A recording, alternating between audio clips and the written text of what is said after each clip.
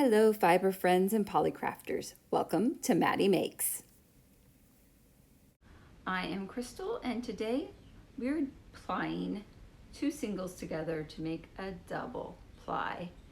I did do some filming of how I created the singles, so please check my other videos. I will try to have that in the details below.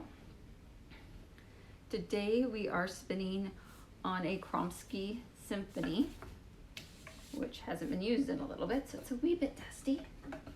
Anywho, easy to clean off. I have a large flyer on here. It's as large as this wheel gets, and we are going to spin it in the Z direction, and the singles were spun in the S direction, so I have my wheel heading towards the left here. This is some farm wool from my friends down in Selma, Oregon. It is a fairly fine fleece. It was white and I dyed it with food coloring and then spun it off. And I wound up with 3 singles, so we're gonna do 2, and they variegate from this lovely dark red into like a blue green. I broke black, so that's the colors that pull out. So you'll see them coming up on here, and I tried to spin it as even we can, but we are gonna wind up with some blending and some barber pulling, and that's gonna be awesome, and it will be like a nice sock weight when we're done. And this wool does make very good socks. Just gonna get her spinning. I just looped them through. Here, I'll do it again so you can see it. So there's loop, and I just put the ends through. Just a few inches up, and the twist just travels up. Then as we spin, get a little bit more. I always like putting a little extra twist into the beginning just so it holds on to that leader. And then proceed through. My Lazy Kate is on the floor next to me, if you can see it. It's one that is designed to go with the wheel. And we are getting a little bit of barber pull, so it'll be a bit purple next to this red. And I do hope you can see it. And just slowly go, and to check our gauge, or check the spin, I should say, not gauge. Run back, and if it plies back up on itself super easy, you got a little too much in there, so just back your hand up a little bit more, and the twist will even itself out. It's okay to get a little bit going back on itself. Yeah, that's not too bad. And it's going where it's thinnest here, because some of that will wash out, but you're trying to get it to hang as neutrally as possible, and that's the goal of a ply. And it only wants to spin at this thin spot here, which I hope you can see. There you go. And then back up onto the wheel, back onto the bobbin.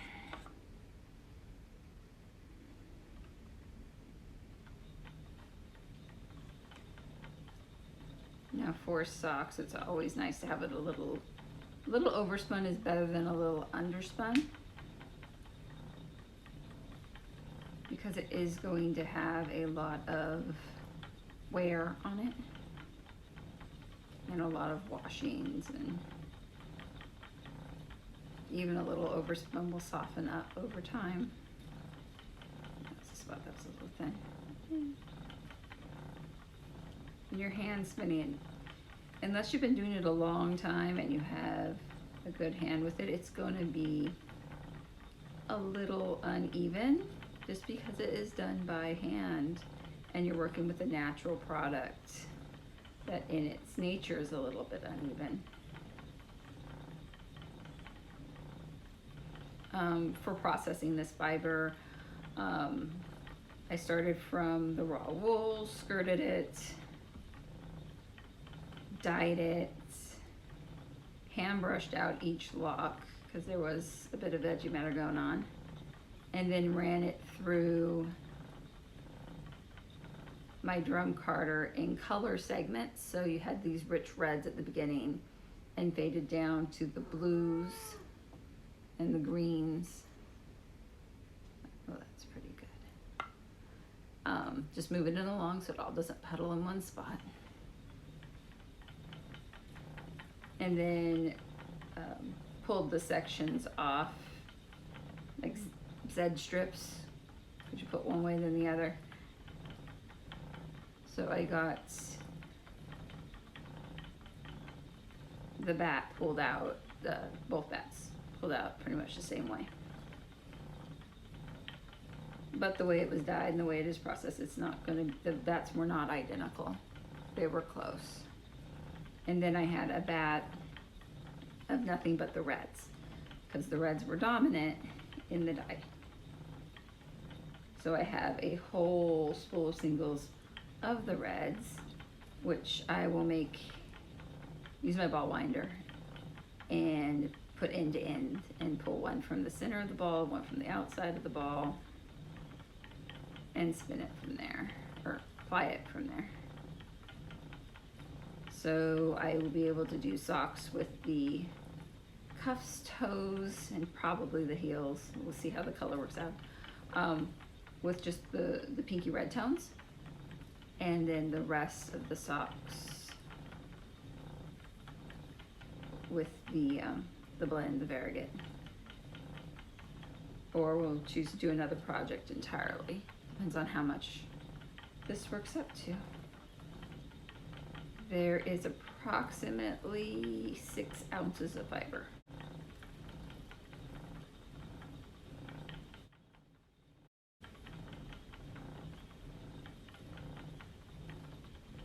We just keep on plying, just guiding my left hand back, using my thumb and fingers to keep the singles separated, and then having them go into my right hand at a pinch, just so we are putting twists in them at the same rate. So they're twisting together instead of one twisting over and around the other. You want to keep tension on the singles the same. And I have a little Scottish tension going on the Lazy Kate down here, just so they don't spin off too quickly. I don't want puddles of singles on the floor. Ooh, that's a pretty purple piece.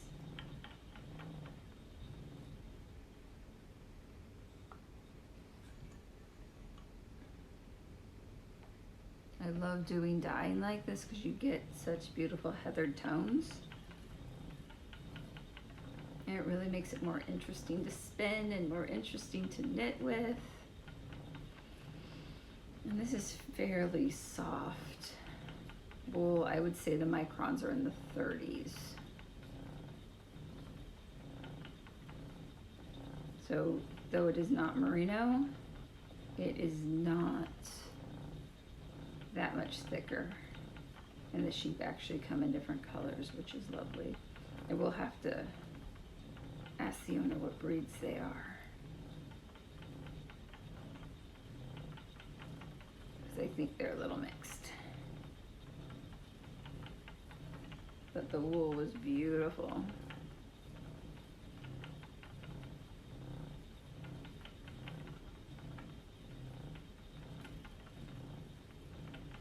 And took dye really well. And with the food coloring dye, it will fade out faster than an acid dye, but if you don't give it a lot of sun, it's normally okay. The sun's what damages the color more than anything else.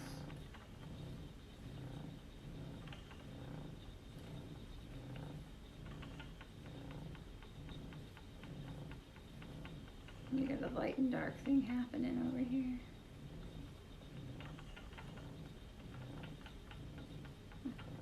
Slow it down so you can see the color. a little lighter. A little more in there.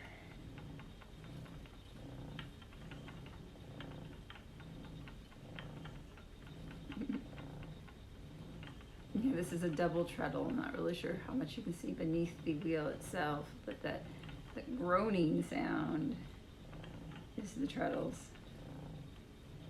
And they have been oiled.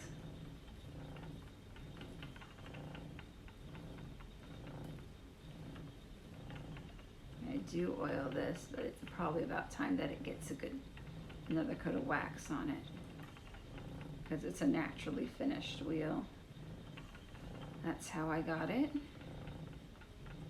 That's how I'm going to keep it. I'd hate to strip all the wax off to start over and stain it. But how I came into both my wheels were secondhand. So this one was from Craigslist, and the other one was from a spinning group I'm in. Anyone wants to sell some things, it gets put on an email, and you just respond if you want it or have questions on it. So if you're looking to get into spinning, visit a spinning guild or a spinning group. The group I'm with meets Saturday mornings. But my Saturdays have been busy, so I haven't been attending as much as I'd like, and with COVID, no one's attending as much as they like. But the emails still go around, so every week we do get an email from the leader of the group, and it's so good to keep in touch with the community that way.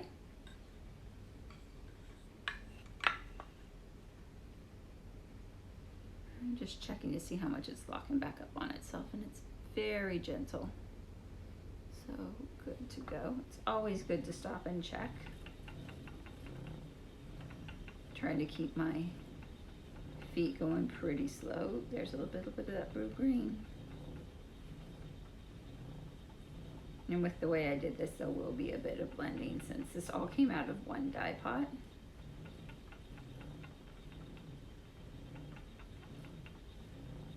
And I'll have to get some of I haven't dyed with food coloring in a while. But I will have to, next time I do it, I'll get it up on camera for you guys so you can see it's a pretty fun process. And if it's not colorful enough, you just add more. Just make sure, like even with acid dyes, that you have enough acid in the pot for the dyes to adhere permanently to the fiber.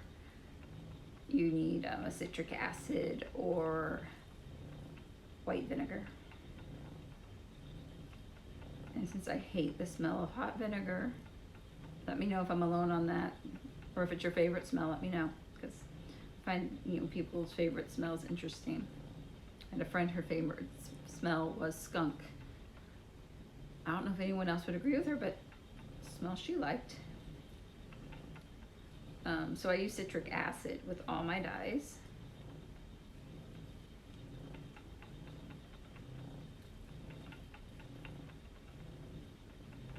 And I've had no problems with them adhering.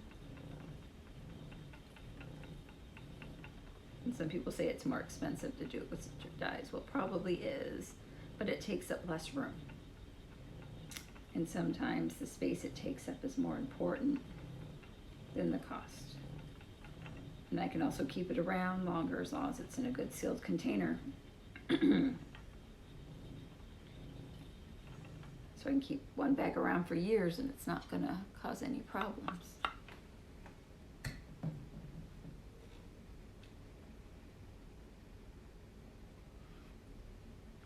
I know spinning or knitting, it always goes well with a nice hot beverage.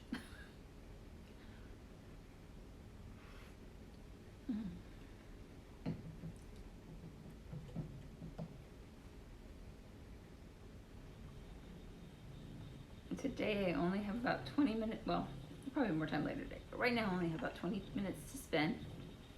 So I will speed up the process for you, because it will probably take a couple hours to put these 2-ounce bobbins together. And I have them on the smaller bobbins and I'm plying them onto a larger bobbin. So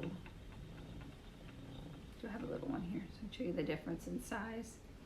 The ones on the floor, they're in the Lazy Kate, so I'm not moving them, are the small bobbins. Here, and they have a different roll size on each side. Very beautifully constructed. And this one, you can see how so much larger it is.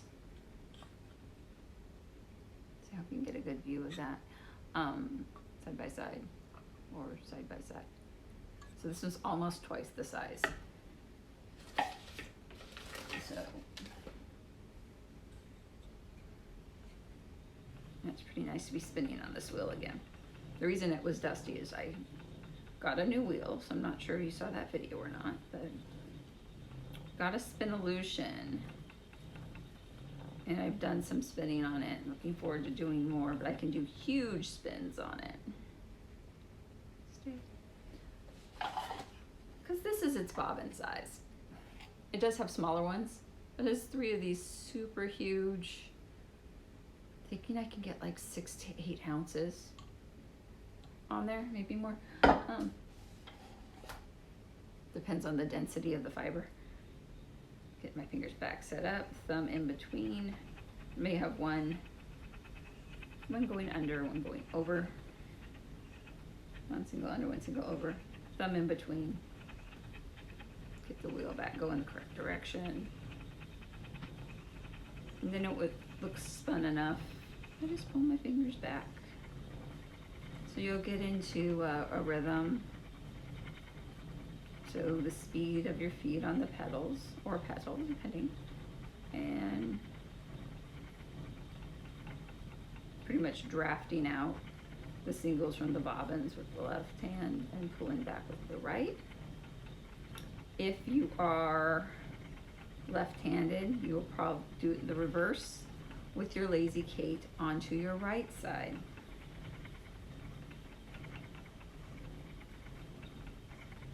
And you just be doing them across your body a little bit more.